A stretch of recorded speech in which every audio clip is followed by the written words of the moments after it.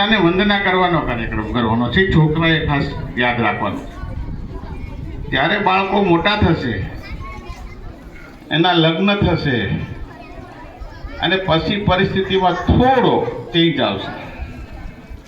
જેવું માતા પિતાને માન મળવું જોઈએ અત્યારે સમયમાં ઘણા બધા પ્રસંગો મેં સાંભળ્યા છે ને જોયા છે કે પૂરેપૂરો ન્યાય મળતો નથી. હમણાં જ દાખલો આપું સુરતનો. એક 70 વર્ષનો નહીં 75 વર્ષનો બુઝુર્ગ દાદા, બા ગુજરી ગયેલા. થોડા 6 મહિના ઘરે પ્રશ્ન ઉપસ્થિત થયા એટલે કે આશ્રમમાં ગયા. આશ્રમમાંથી વૃદ્ધ આશ્રમમાં એનો ઇન્ટરવ્યૂ હતો. ત્યારે સરસ રીતે એને વાત કરી. દાદાને પૂછવામાં આવ્યું, દાદા કે તમારી પાસે કઈ મૂડી હતી? કે હા, 70,000 રૂપિયા અમારી પાસે હતા. નહીં, 70 લાખ રૂપિયા અમારી પાસે હતા. મારે 3 દીકરા, બરાબર, 70-75 લાખ હતા. એ ત્રણેયને 25 આપ્યા, કારણ કે એની પાસે સુરતમાં મકાન નહોતા.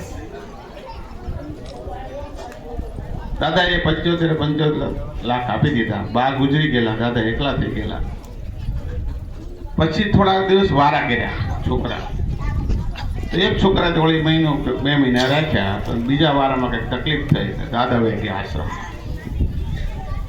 અને આશ્રમમાં થોડાક સમય રહ્યા, 4-6 મહિના 8 મહિના પછી વૃદ્ધાશ્રમમાં ગયા. સંચાલકો હતા, એને ઇન્ટરવ્યૂ લીધેલો. ત્યારે કીધેલું, કોઈ જાતની તમે ચિંતા નહીં કરતા, અમે તમારા દીકરાઓ છીએ.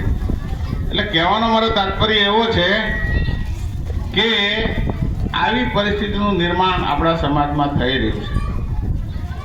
બીજો એક દાખલો છે કે છોકરાઓને ખૂબ સારા વિચારો આપો. અત્યારથી 5 વર્ષથી 12 વર્ષ સુધી છોકરા અનુકરણીય હોય.